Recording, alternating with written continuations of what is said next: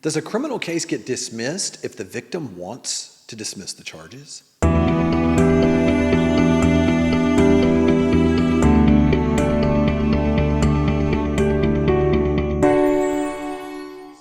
Hi, I'm Jeff Hampton with the Hampton Law Firm. Welcome to our YouTube channel. Today I want to talk about if a victim decides they don't want to push forward with a criminal case, should the case go away?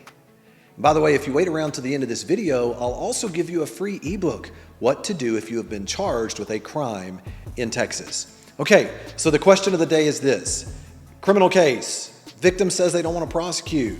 Maybe they even contact the police officer and say, I want to drop these charges. Does it help? Does it matter?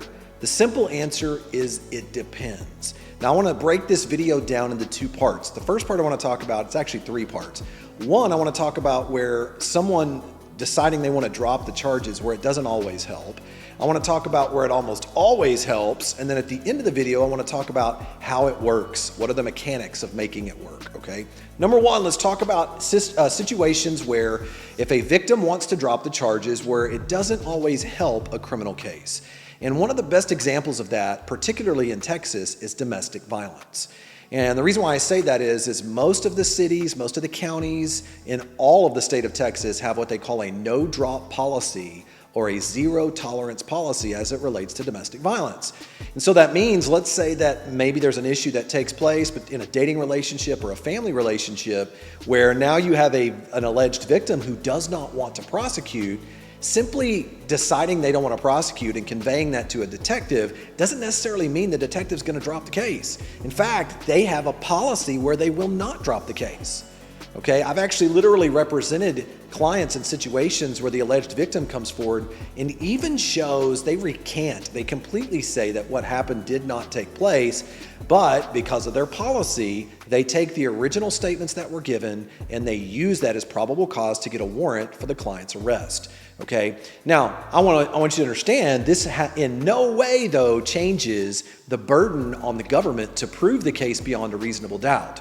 So in other words, if the alleged victim does not want to prosecute and they provide evidence to establish that the reason they don't want to prosecute is that it didn't happen the way that it was originally conveyed to the police, or maybe the way the police interpreted it, then by all means, that provides extremely highly valuable leverage to your criminal attorney to go in and potentially negotiate the case for a dismissal, okay? So that's number one, domestic violence cases. It doesn't always help you to have a victim decide they want to drop the case. Number two, very serious felony charges. For instance, murder, aggravated robbery, aggravated kidnapping, aggravated sexual assault, or kid-based offenses, sexual assault of a child, different things like that. People say, well, look, what if the alleged victim doesn't want to prosecute there?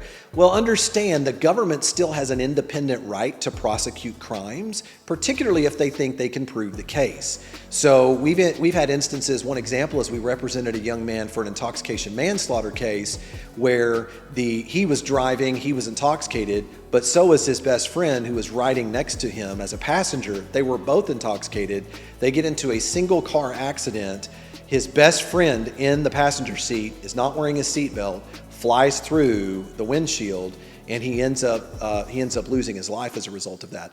Well, the family of the man who died, of the young man who died, they came forward and said, look, we don't want this to be prosecuted moving forward. They were both drinking. We love this young man. We would actually, if it's up to us, we'd like you to drop those charges. Now, of course, the state of Texas did not drop those charges. They could still believe, according to their situation, they believed they could still prove the case beyond a reasonable doubt.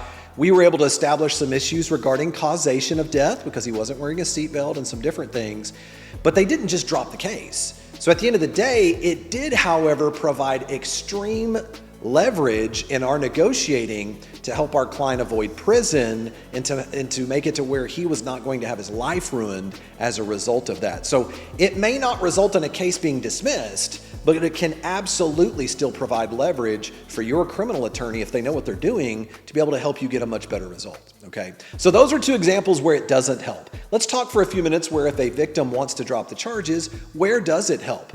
And the best place where you can find that this does help on a criminal case are petty misdemeanors and crimes based upon theft and property damage.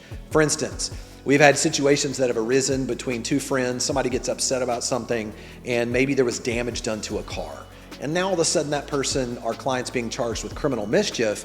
Well, what if the client then turns around and pays full restitution, they've made amends, and now the alleged victim decides to turn around and provide information to say, look, I don't want to prosecute, all's fair, we're good to go, I absolutely do not want to move forward with this process.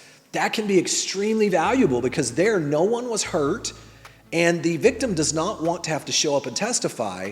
So look, I used to be a prosecutor for 5.5 years, having been a former prosecutor. One of the areas where these prosecutors have to kind of do a little triage and make a decision about what's fair and not fair is to decide that sometimes these more petty misdemeanors, more property-based crimes, and sometimes felonies as well, these property-based crimes can sometimes be resolved for what we call a conditional dismissal. And that conditional dismissal is you're ripe for that type of result if all has been made amends, the victim doesn't want to prosecute, and now the prosecutor may agree to come back and say, I'll tell you what, you do a little bit of community service, show me proof that all the property has been, the person's been paid back, the victim's been made whole, I'll agree to dismiss the charges, okay? So that's an example where it does help. Same thing for even when there is no property damage. What about criminal mischief or criminal trespass charges? What about charges that involve people being offended or people that just, someone is annoyed or alarmed, like a harassment charge? Sometimes you'll get a victim that'll come back and say, you know what, I was just really emotional at the time, really wasn't thinking clearly, I don't want to mess with this stuff, I want to move on. That can be extremely valuable in the hands of an aggressive, experienced criminal attorney that can help you potentially get your case dismissed. Okay, now finally, how does this work? How do you make it happen? What if an alleged victim has reached out and said, I don't want to prosecute? What can we do to make this happen? Well, one of the ways to do that, particularly in Texas, is through the affidavit of non-prosecution. An affidavit of non-prosecution is essentially a form that allows that witness to provide a statement saying their intentions. Now that could be their intentions to say, I don't want to prosecute. It could be their intentions to say, look, this was a big misunderstanding, and oh, by the way, let me clear up some of the facts so I can make it clear about what did happen. It can be any of those things that help provide evidence to benefit the person who's being accused. And here's the great thing about it. Once it's notarized, it becomes a piece of evidence just as important as a police report or anything else that the prosecutor might have. So it's critical that you play by the rules of what the court can use and what the prosecutor's looking for in order for that alleged victim to let it be known they don't want to prosecute. Okay, so think about it. Let's say you get an affidavit of non-prosecution. Let's say it provides that information that you need. Now you're going to equip your very experienced and aggressive criminal attorney to go in now and take that and use it as leverage to be able to get a very favorable result for you as part of the process. Okay. Now listen, this is just a little bit of an overview of understanding if someone doesn't want to prosecute and they're a victim, there are ways that it can help your case. All right. Now I promised you a free ebook at the end of this video, what to do if you've been charged with a crime in Texas. All you have to do is click through down to the bottom into the body of the description portion of the video, and I'll be happy if you leave us your email address to send that over to you and provide you that ebook. Now listen, if you've enjoyed what you've heard here today, subscribe to our YouTube channel, like this video. I'll send you more great content just like this. Thanks again.